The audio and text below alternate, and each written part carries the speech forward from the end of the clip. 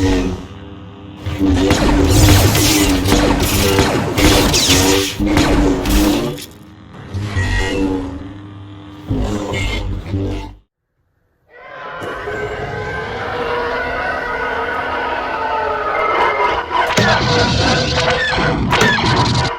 up guys, Grego here. It's been a while. I know it's been like a week or so since I last uploaded my video of my Imperial workshop Vega 3.0, which is an LGT proffie saber.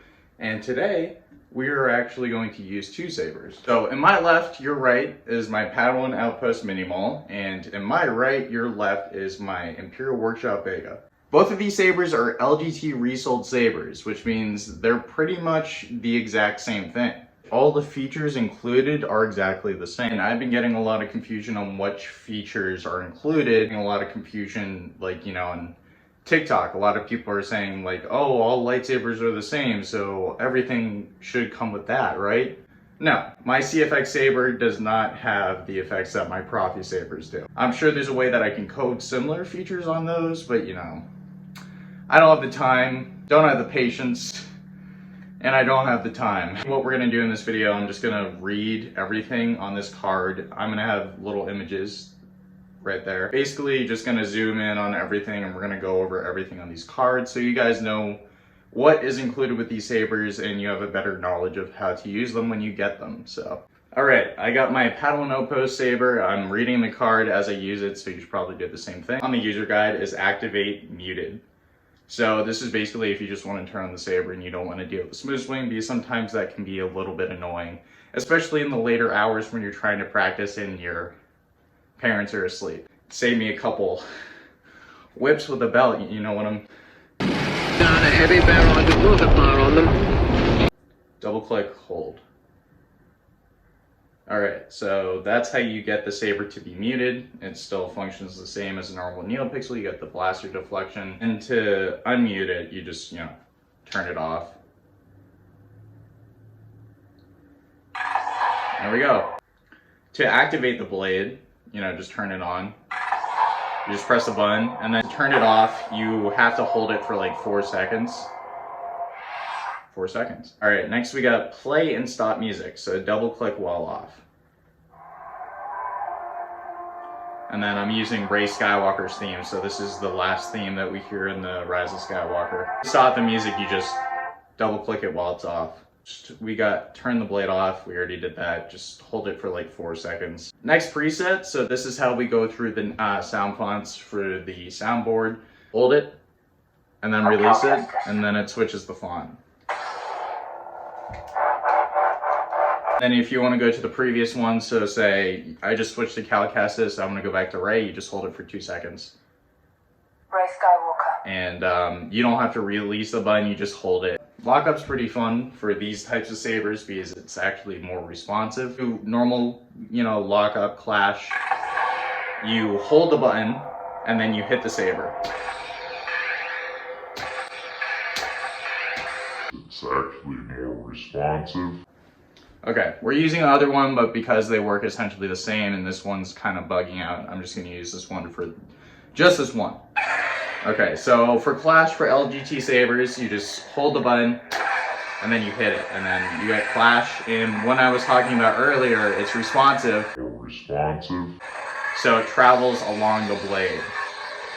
I don't know if you can see that, but it travels along the blade. A little bit more realistic. Pretty cool. All right, back to the other saber. We got stab, so it's pretty much the same thing. You thrust forward and you clash the saber.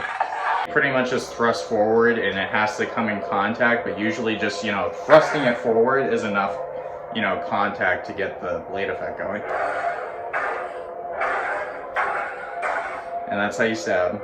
Next we got lightning block, so it's pretty much just like Clash, only you double click the button and then, you know, it travels along the blade, so it simulates you're blocking a lightning spread from a Sith Lord or even a Jedi.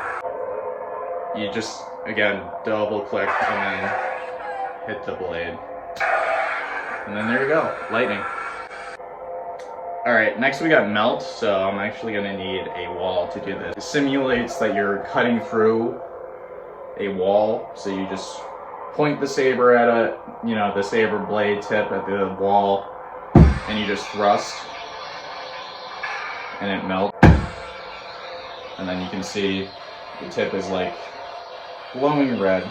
And then for drag, it's pretty much the same thing, only you point the saber down. So the end where the button is closest to, that's like, you know, the top of the saber. So you point it down, and then you just hit the ground, and then you're doing a drag tip. So yeah. All right, we're at the second part of the car, which just, you know, gets rid of the functions on the back, but, you know, doing so good so far. So let's switch to the other saber. Alright, so with the next part of this video, I'm just going to be using my Imperial Workshop saber just to display it on a different type of saber. We are on the back of the card, so if you want to flip it from this side, which has, you know, the main board features, we're actually just going to flip the side to the main saber features. It's just blaster blocks. And to initiate a blaster block or blaster deflection, you just press the button once. There's actually a really cool feature with blaster deflection on these sabers, is if you do a blaster bolt and then you clash at the same time, you unlock automatic blaster bolt deflection, so you don't have to press the button or anything. You just move the saber, and then this is actually really cool for spinning. And it's a lot more responsive than a CFX saber. So I had to stop recording halfway through the video because I had a Zoom call to do for a phone class. We did just leave off with the automatic blaster function, and this leads us to battle mode. Helps with the sabers on. So 1, 2, 3, hold. And now we're in battle mode. So battle mode isn't really anything special. It kind of just adds a little bit more exaggerated effect. So for example, if you're about to clash, you don't have to hold the button or anything. It goes into clash mode until you release it. So it's like a very realistic version of clash and dueling. So if you were in a real duel, your blades would come together, and if they stayed together, you can do a clash effect, and the way it turns off is just like, you know, you trying to get off the clash and release. So you just pull back. But everything else is just the same. And it's just, you know, a lot more sensitive with each effect and clashing and then blaster bolts. But it's mostly just meant for, like, if you're having a lightsaber duel with someone and you want to do a clash, but you don't want to try and time it right with a button press, you can just turn this mode on and it does it for you. To exit battle mode, you just do the same thing that you did to turn it on. And then you're out of battle mode. Now we have force effects, so this is kind of tricky. So you want to hold and point the saber up. So closest end to the activation switch. This is the upward side, so you twist while holding the saber up, while holding the button. So.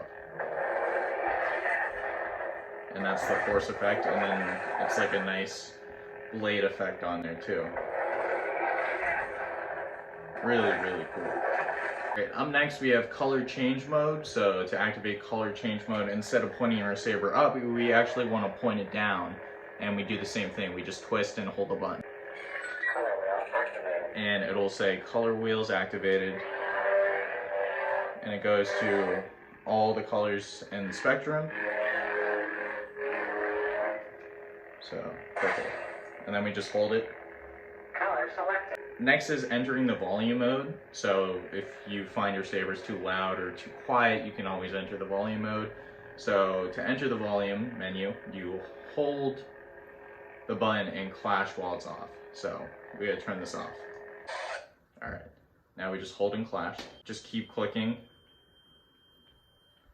Volume's going up, and then to go down, you hold and then release.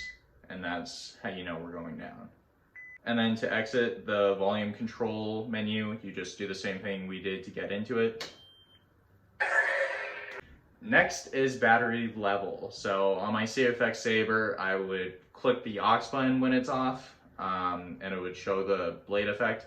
For a proffie saber, or this saber with how it's coded, you click the saber button 3 times, so triple click, you don't hold at the end, it's just 3 clicks while it's off. So 1, 2, 3. 3.59 volts. And it tells you how much battery you have left. So around 4.5 volts is like fully charged, 3.9 is like halfway, and then 3.5 volts is when it's close to dead.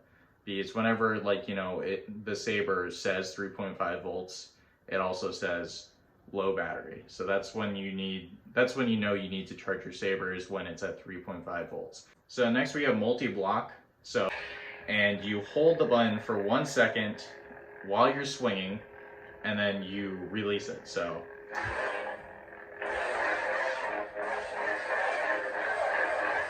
thank you for watching this little video of teaching you how to use most LGT sabers, as they come with all the same features. If you like this video, please share it to your friends that are looking to buy an LGT saber.